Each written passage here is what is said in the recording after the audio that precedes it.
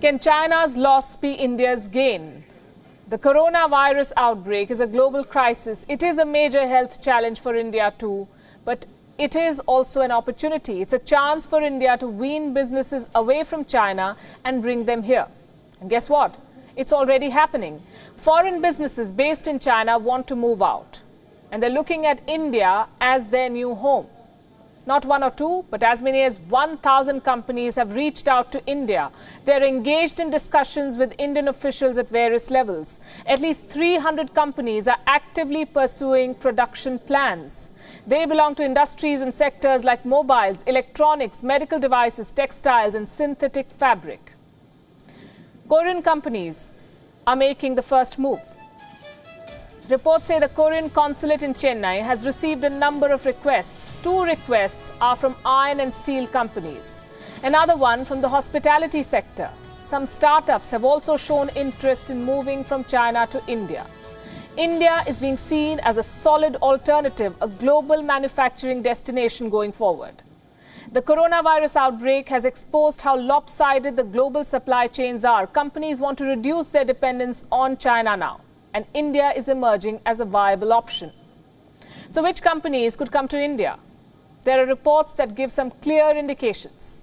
Apple's manufacturing partner, Wistron Corporation, is reportedly interested in shifting to India. Pegatron, the company that assembles the iPhone, is also considering India. POSCO and Hyundai Steel are some South Korean names doing the rounds. The Indian government is keen on capitalizing the shift. Delhi is expected to make moves to attract more foreign companies. Reports say the government is planning an aggressive Make in India push after the lockdown is lifted. Indian Minister Nitin Gadkari has already given a signal. He has urged industry bodies to attract top companies from the US and the UK, backing the idea of more joint ventures and assuring the government support. This minister said that permissions will be given on a quote-unquote war footing. So what works in India's favor is the question. This has been in the making well before the pandemic, we can tell you. India became an attractive option after the cut in corporate taxes. This happened last year. The corporate tax was reduced to 25%. For new manufacturing firms, it is as low as 15%, 1-5. This is an attractive proposition, but this is not enough. Investors have hesitated to move to India in the past. They blame the changing policies. They blame the red tape in India. And India will have to overcome these challenges if it wants to attract businesses away from China. There is competition too.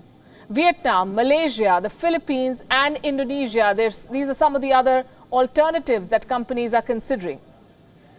India may need to do more to attract big investment, and India is reportedly willing to offer incentives to foreign businesses. The Prime Minister's office, Niti Aayog and other government agencies are working on a plan, and here is what it could look like. The Government of India plans to set up dedicated groups. They will directly engage with the firms that might want to diversify out of China. In fact, New Delhi is said to have already reached out to 100 companies. Incentives like capital expenditure benefits could be offered to companies looking to shift. But it's going to take some time for these companies to make up their minds. The coronavirus outbreak and the lockdowns have killed demand the world over. Major businesses, especially businesses to consumer companies, are practically shut. At the moment, India's fortunes are also tied with a global economic revival. If Delhi makes the right moves, at the right pace, it could well emerge the winner.